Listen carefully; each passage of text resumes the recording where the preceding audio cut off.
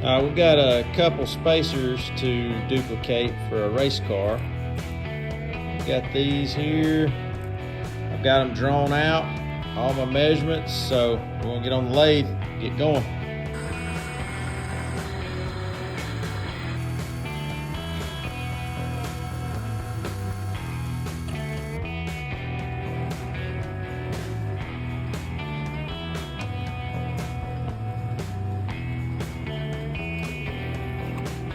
All right, we got our old bushings that I got the measurements off of. This one's got a radius, but he told me not to put a radius, so I just put a 71 degree. What this was straight. So there's those,